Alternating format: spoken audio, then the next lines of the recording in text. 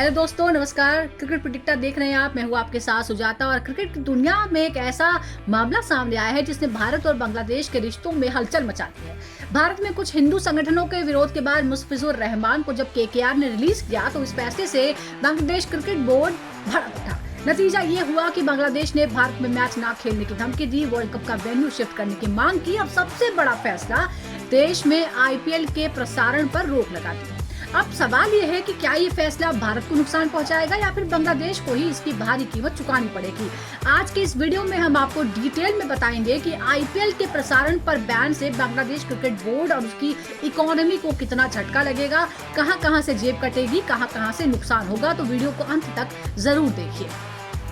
सबसे पहले अगर भारतीय क्रिकेट बोर्ड और यानी बीसीसीआई और बांग्लादेश क्रिकेट बोर्ड यानी बीसीबी को कोई कंपेयर करते हैं तो यहाँ कोई कंपैरिजन नहीं है। आर्थिक रूप से बहुत ज्यादा मजबूत है बीसीसीआई। ये हाथी चींटी जैसा मामला है। आईपीएल जैसे टूर्नामेंट से हर साल हजारों करोड़ की कमाई करने वाले भारतीय बोर्ड पर बैन का कोई असर नहीं होगा, लेकिन दूसरी ओर बांग्लादेश क्रिकेट बोर्ड को इस फैसले से भारी कीमत चुकानी पड़ेगी। चलिए वीडियो में आगे आपको डिटेल में बताते हैं कि किस किस जगह से कितना नुकसान बांग्लादेश बोर्ड को उठाना पड़ेगा। सबसे पहले टीवी और ओटीटी राइट्स का नुकसान कैसे होता है वो आपको बताते हैं। बांग्लादेश में आईपीएल का प्रसारण दरअसल एक सब लाइसेंस मॉडल के तहत होता है। भारतीय जो ऑफिशियल ब्रॉडकास्टर होता है वो बांग्लादेशी ब्रॉडकास्टर को एक टीवी और डिजिटल राइट बेचता है और हर सीजन इसकी कीमत 80 से 120 करोड़ की होती है। लेकिन अब जब सरकार ने बैन लगा दिया है आईपीएल पर, तो ब्रॉडकास्टर ना तो विज्ञापन बेच पाएगा और ना ही वो सब्सक्रिप्शन से कोई कमाई कर पाएगा। इतना ही नहीं, भारतीय जो आधिकारिक प्रसारक है वो कानूनी कार्रवाई का ऑप्शन भी चुन सकता है, यानी वो लीगल एक्शन भी ले सकता है। कुल मिलाकर इससे ब्रॉडकास्टर को 80 से 120 करोड़ रुपए का सीधा नुकसान होगा। अब बताते हैं नंबर 2, विज्ञापन इंडस्ट्री को होगा भारी नुकसान। कैसे?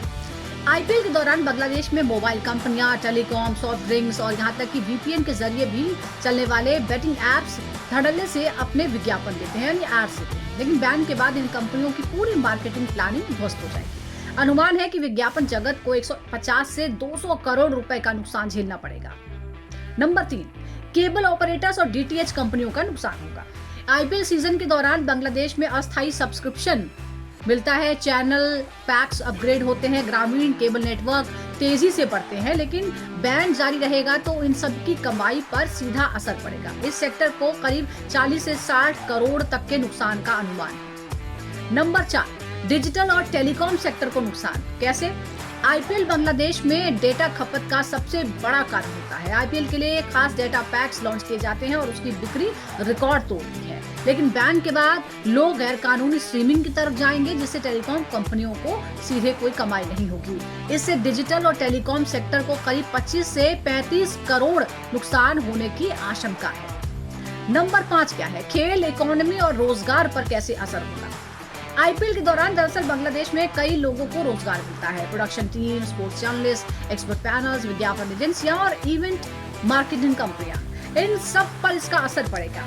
बैन की वजह से लोगों की नौकरियां जा सकती हैं, कॉन्ट्रैक्ट रिन्यू नहीं होंगे और फ्रीलांस सबसे ज्यादा प्रभावित होंगे।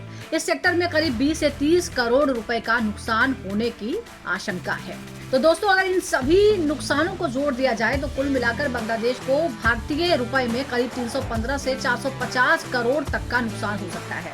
यानी साफ है कि आईपीएल बैन से भारत को कोई फर्क नहीं पड़ेगा, लेकिन बांग्लादेश के लिए खुद के पैर पर ये कुल्हाड़ी मारने जैसा फैसला है। अब देखना दिलचस्प होगा कि बांग्लादेश क्रिकेट बोर्ड अपनी इस अकड़ पर कायम रहता है या फिर आर्थिक दबाव की वजह से उसे झुकना पड़ता है।